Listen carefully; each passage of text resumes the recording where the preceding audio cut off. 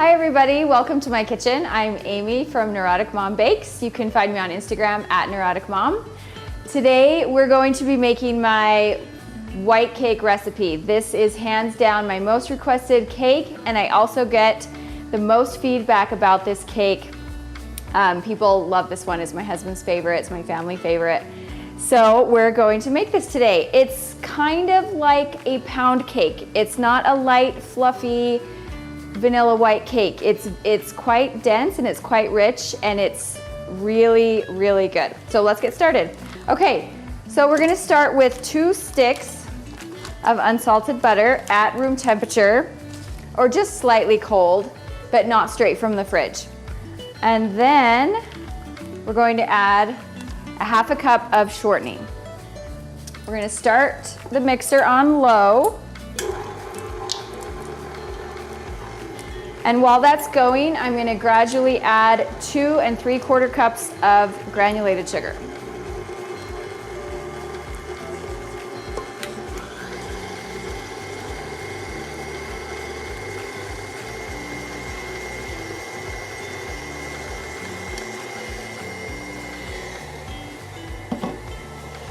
Okay, once we've got that nice and fluffy, you're going to scrape the bowl down.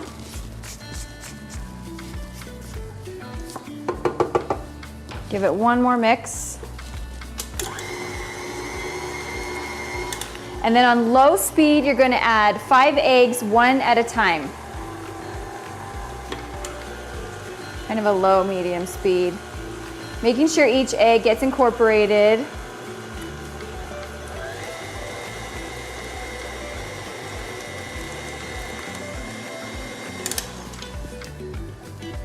Okay, we've got the eggs in there. I'm gonna scrape the bowl down again. And we're gonna start adding the dry ingredients and the buttermilk. So in here, I'm going to pour 1 cup of buttermilk.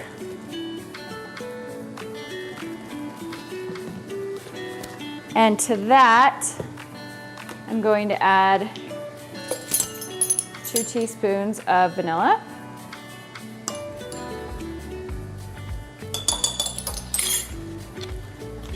And then over in this bowl, I have 3 1/4 cups of all-purpose flour. And to that, I'm going to add 2 teaspoons of baking powder.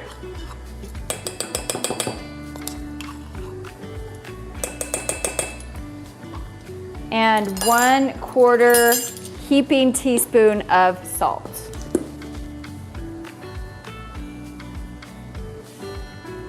Okay. Now for this part, I'm gonna alternate adding the dry ingredients and the wet ingredients, starting with the dry and ending with the dry.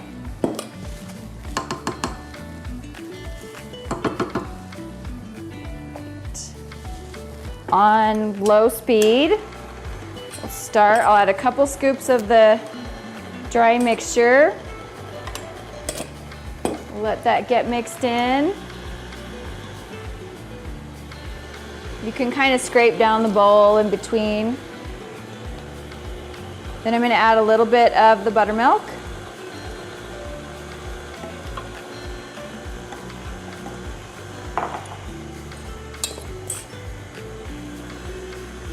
And then some more of our dry ingredients.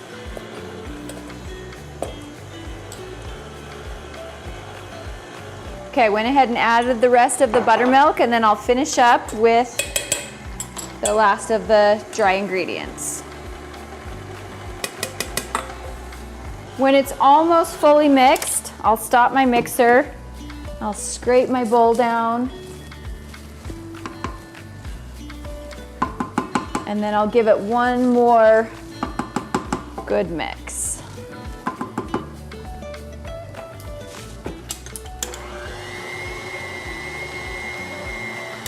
Perfect.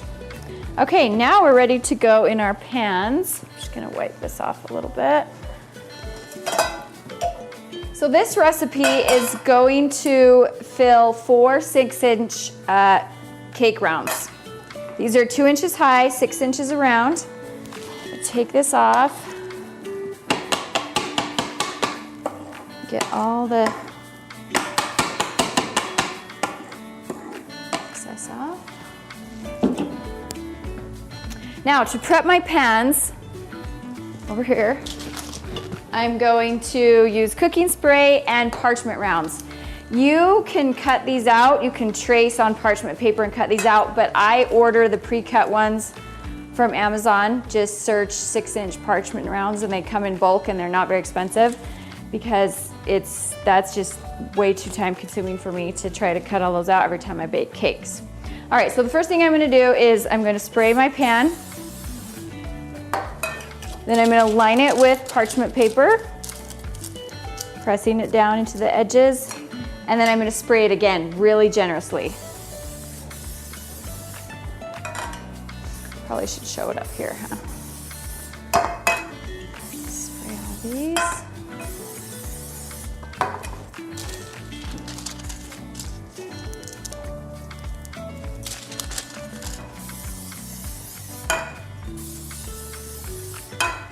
Okay, take this off. I'm just gonna stir to make sure I get everything off the bottom.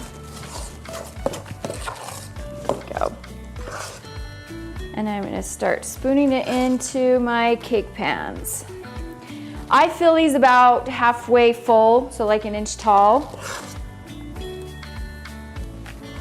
I don't have a food scale. You could do that if you wanted them exactly even, but I just eyeball everything. Get my spatula and get the last little bits out. You need it. It's so good. So good. I will get a spoon and just kind of tap it down a little bit. And then I'm going to just spread it out in the cake pans. This way I can kind of tell which one is more full than the other, and I'll scoop some and move it to the other one to even it out. But these look, well, maybe this one needs a little more. These look pretty even. A bit more on this one. Okay. These are gonna go in the oven at 350 degrees.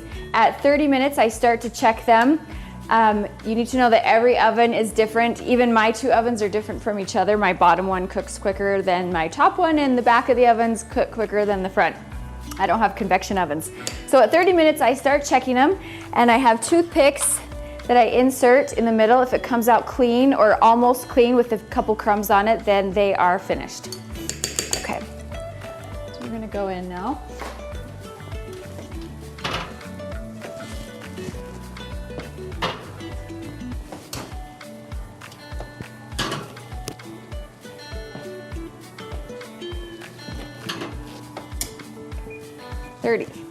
Okay,